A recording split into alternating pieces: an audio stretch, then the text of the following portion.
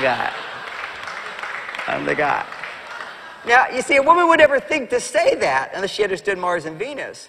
Because imagine I came home from a trip, my wife was all soaking her fingers in salt water, and she was all tired and exhausted and overwhelmed with life and so forth, and I just had a great trip, and I come home, I say, wow, honey, you look really tired and overwhelmed.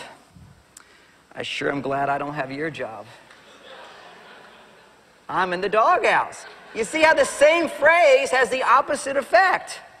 My wife knows if I come home tired, exhausted, she doesn't like dwell on that. She just says, well, I had a great time. You can't believe what happened for me. I went out, I bought this dress. Look at this dress. She like shows me the dress. And I notice my mood is changing. Because I may have failed that week, but I bought that dress. I put that smile on her face. See, whenever a woman's happy, it brings a man up. When a man's happy, it does little for a woman. Because see, her world of being is not based upon taking credit for his happiness. That's not what makes her feel good. She doesn't go bragging, I made my husband happy, made my husband happy, made my husband happy. You know what women brag about? He made me happy. That's what women talk about. Oh, he did this for me. Oh, he did this for me. He noticed I got my hair cut. By the way, I failed on that one this week, but I'll usually win that point. One of Bonnie's girlfriends, we'd go for a walk on Sunday with another couple, and the couple we came in, and the woman said to Bonnie right away, she goes, oh, you got your hair cut, sister, you look great. I went, oh yeah, honey, your hair looks great. She goes, nah, too late for you. It's a whole thing about women, you know. It's not always about content, men. It's feeling, it's attention, it's being noticing things. Noticing things makes women really happy. And it took a long time for me to figure out. I'm still not A+ at it, but I'll get my A+ from time to time. But she'll say to me on like Monday, she'll say, I'm going to get my hair cut on Thursday. And I used to wonder for the longest time, why does she tell me? Who cares? I mean, I don't go around saying to my friends, hey, I'm going to get my hair cut this Thursday. I mean, just don't do that. So it took a long time. These things would hit me. I go, why is she telling me this? You know, I go, oh, good to know. Yeah. But then I was realizing the reason she's telling me is so that on Thursday I'm prepared to notice she got her hair cut. Because it makes a world of difference. If she comes home and says, what do you think of my haircut? It means nothing to her. I say, oh, looks good, you look great. That means nothing, no points, nothing. But if she comes home and you go, oh, you got your haircut, you just score 1,000 points right there. It's like a world of difference, men, if you do something without her having to ask. And men don't understand that. You know, if I want to get somebody to compliment my hair, they can say, oh, your hair looks great. I go, do you think my hair looks good? They go, yeah, it looks great. Okay, fine. But we men, we have certain areas, certain zones where we can relate to this. Not as much as for women. But we have certain places, and I want to give you an example of that. Imagine you're doing some kind of performance, whatever it might be. You're doing something on stage or on a track or wherever. And you're running your marathon or whatever. Anything, you're doing something, and when you complete it, the audience spontaneously stands up and applauds you. Does that feel great or what? As opposed to somebody coming out and saying, and now let's thank John for a great talk. It's a world of difference. Spontaneity, when somebody spontaneously does something, it means so much more. So here is a husband and wife. Man loves the wife. But see, the problem is we men have this gene. It's this Martian gene. Men are from Mars. And this gene says, never do anything you don't have to do. That's the efficiency gene. See, it's what everything's about for men. Efficiency, efficiency, efficiency.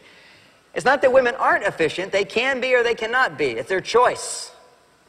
Men's genes tell them it's the imperative. Never do anything you don't have to do.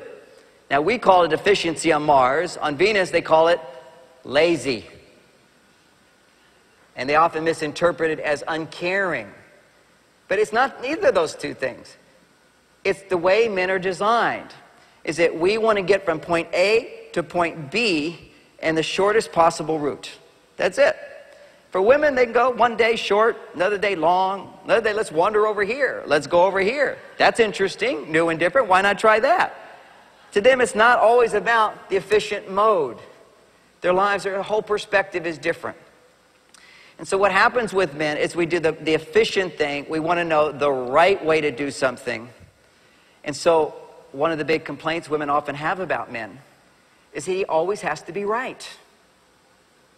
Well, he does. Because that's the most efficient thing. It's his gene that says, do what you have to do. Whereas women over there going, why isn't he doing things for me? This is the man that will give his life for her if it's necessary, and he could save his life. There's a few qualifications in there. But there's not a man in this world who loves his partner that wouldn't give his life for her if it would save her life. Now, he wouldn't give his life if it was a waste. Some would, but generally speaking, it's if I can help her, I would do it. If it was required, I would do it. So here's this man who only does what he has to do. So in the beginning, when he's dating you, he knows, I have to communicate to you that you're special, that you're important, that I love you, that I think you're beautiful, that you're interesting to me, that I want to have a relationship with you, that you're the number one person I want to have a relationship, that I have special feelings for you that I don't have for anybody else. So in the beginning of a relationship, he knows he has to communicate that. So he does. Statistically, men talk more on the third date than any other time in the relationship. That's about the time when he's sizing up the situation, and he's letting you know some of his feelings and where he wants to go with this thing. It's almost like I introduce myself to you. Hi, I'm John Gray. I've communicated that. Now, let's say we're in a relationship. Do I remind you every time I see you? Hi, it's me, John Gray. No, I don't have to, because you should know. I've told you that. Well, that's the way men think about dating. I did all that dating stuff. You should know I like you. Why do I have to do it anymore? See, this is the Martian mentality. Men don't know if you want a happy woman, you have to do the dating stuff. There never comes a day when you don't have to do it if you want this to be a happy woman. If you want to be the one who can take credit for some of that happiness, you have to do the little stuff. See, that's what dating is. Dating is the little stuff. Like, I know, oh, you look great tonight. Oh, I like those earrings. Oh, I love your hair this way. It's changed. It's different.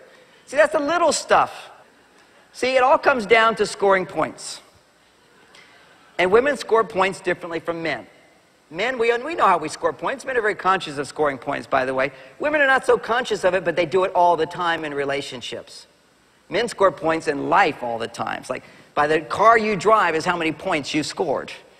See, men are looking at their income, their job position, and all those things. So if you work for a company, if you make the company a lot of money, you get a big reward, right? That's a lot of points. If you work for a company, you do a job that makes a little money, you get a little points. That's the way men are always thinking. Do big things, get more points. Do little things, get little points. If you sit on the bench, you're a good supporter on the team, but you don't get the glory.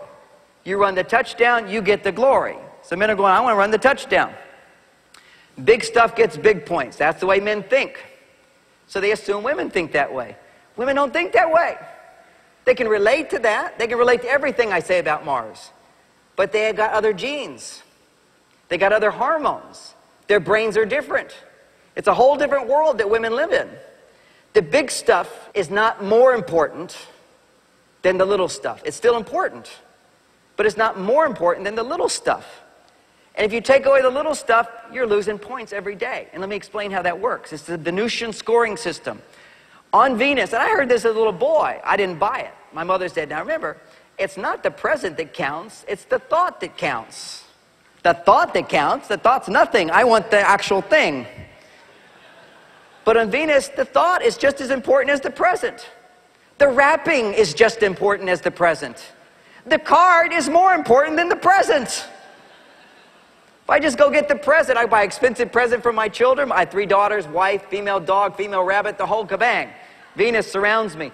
I bring them a present, I figure I'm getting a great expensive present, that ought to be enough. No. It's the wrapping that they get all excited about. It's the card. Where's the card? Where's the ribbon? Where's the fluff on the ribbon? You got to make the ribbons go like this. All those details. The big talk of town at holiday time at my house is, I wrapped the presents. He wrapped the present. You wrapped the present. He wrapped the present. Who wrapped this present? I wrapped the present. It's like nobody's talking about what I bought for them. So what happens is that men give a lot of points for something big and little points for